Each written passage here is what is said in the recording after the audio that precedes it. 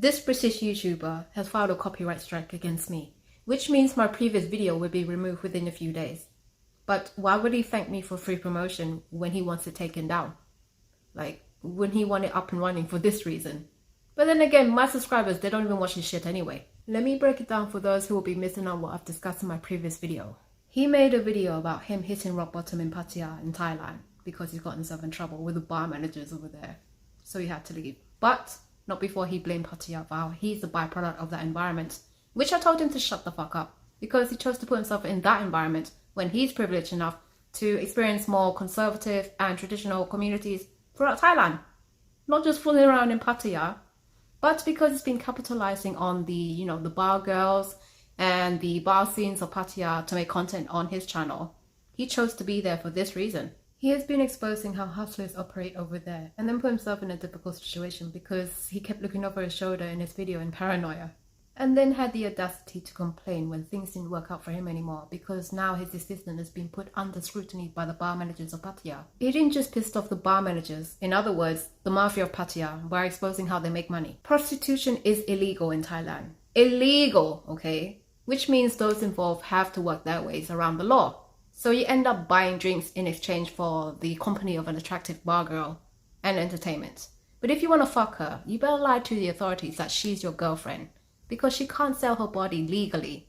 And then just say you broke up later. These are the loopholes so that she doesn't break the law and then go to jail. And then that her bar manager doesn't lose out on his employee. Look here, you're allowed to have your fun and live out your fantasy there. I ain't judging, but it ain't for everybody. However, keep shit legal and don't fuck it up for other people and also for yourself.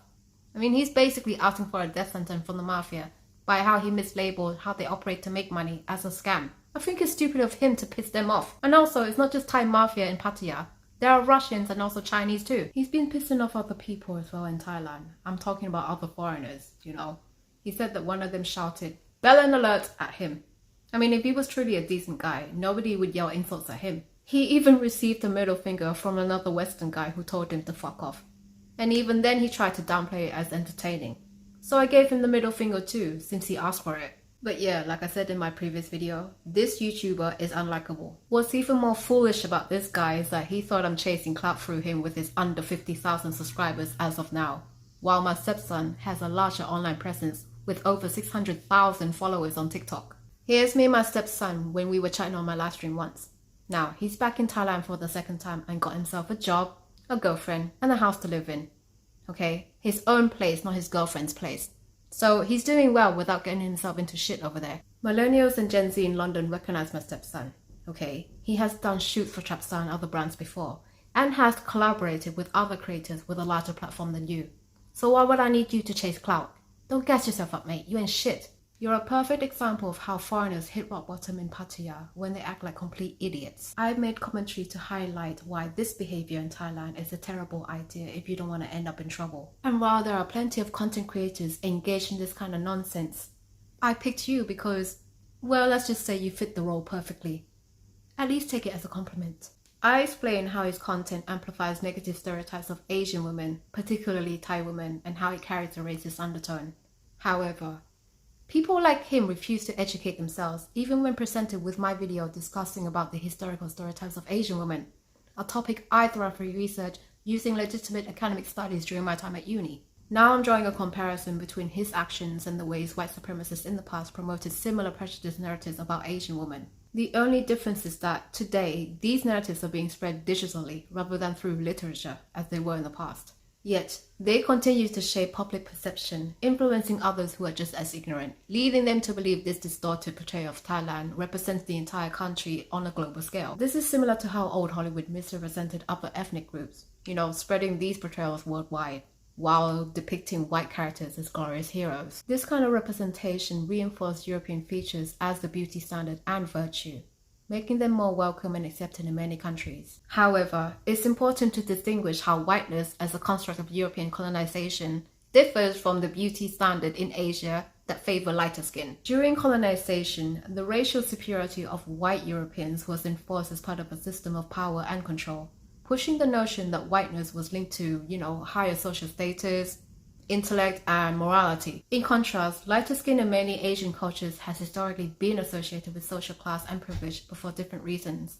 Those with lighter skin were often seen as wealthier because they didn't have to work outdoors in manual labor to catch a tan. While both are tied to notions of status and power, the origins and implications of these beauty standards diverge. Whiteness, in a context of European colonialism, was a tool of domination and racial hierarchy, while lighter skin in Asian beauty standards often reflected social distinction within the culture itself, independent of colonial rule. White privilege means not being immediately accused of a crime or objectified upon the first impression, simply because of your genetic makeup. The positive connotations attached to whiteness stem directly from colonization, while the preference for lighter skin in Asia, though influenced by colonial history, it primarily stems from, internal social structures and historical class distinctions. If you're a poor white person, you may still be perceived as wealthy in the eyes of many.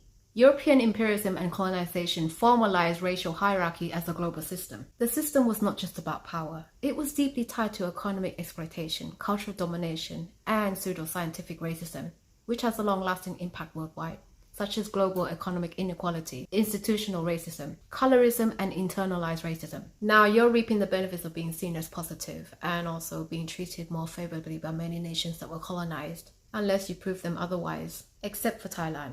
We didn't get colonized, but our views about people of European descent were pretty much influenced by our neighboring countries that were, colonized by the Europeans at the time. The effect is long-lasting and is happening right now. So to the people of European descent who are white calling me a racist. Are you telling me you ain't privileged? You're a fucking joke. And for those who can't afford to go to Thailand, nor do they want to study about the country in depth, they're just going to be picking up some biased information from his superficial content, treating us like crap. I mean, why does this content even exist? เจนก็อยากจะตั้งคำถามให้กับรัฐบาลไทยนะคะว่าพวกท่านเนี่ยพอใจกับชาวต่างชาติคุณภาพต่ำๆแบบนี้ที่โผล่เข้ามาในเมืองไทยแล้วทำเนื้อหานำเสนอประเทศในแง่ลบมาจากมุมมองแคบๆของเขาอะเอาขึ้น YouTube อย่างนั้นหรอพวกท่านพอใจงั้นหรอถ้าคุณเห็นหัวคนไทยและเห็นใจคนไทยนะคะก็ช่วยจัดการฝรั่งแย่ๆแบบนี้หน่อยค่ะเพราะว่าสิ่งที่เขาทำมันมีผลกระทบกับหญิงไทยหลายๆคนที่อยู่ในเมืองไทยและต่างประเทศในการสร้างภาพเหมารวมและตีค่าผู้หญิงไทยต่ำไปทั่วแม่งผู้บริหารประเทศไทยมึงเห็นแก่เงินกันหรือไงฮะถ้าคำตอบคือใช่นะพวกมึงเนี่ยทุเรศมากไม่มีศักดิ์ศรี Anyway, it's hilarious how some of his blind followers are telling me that I'm the reason why guys are going overseas to find a Thai girlfriend when my man has found a Thai woman, me, right here in London.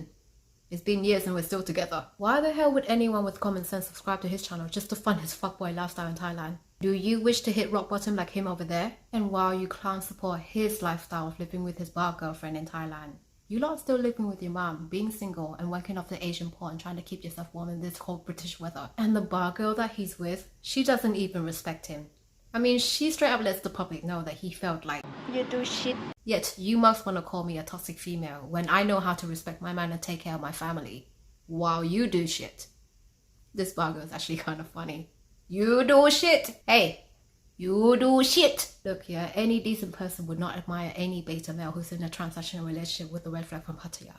Go and follow my stepson instead. He's a good example of how to live a good life in Thailand, and he'll be coming back to make more content while he's there. I've created a dating community of my own where single Western men form serious relationships with Thai women who have great qualities and also great values. They don't need to go buy a girlfriend from Pattaya when they can date normal Thai women who ain't looking for sponsors, but instead they're looking for a meaningful relationship. She's dating a passport bro from my community. She helps her parents run a restaurant business, and she also holds traditional values. And also, she'll be married to an American guy who is subscribed to my channel.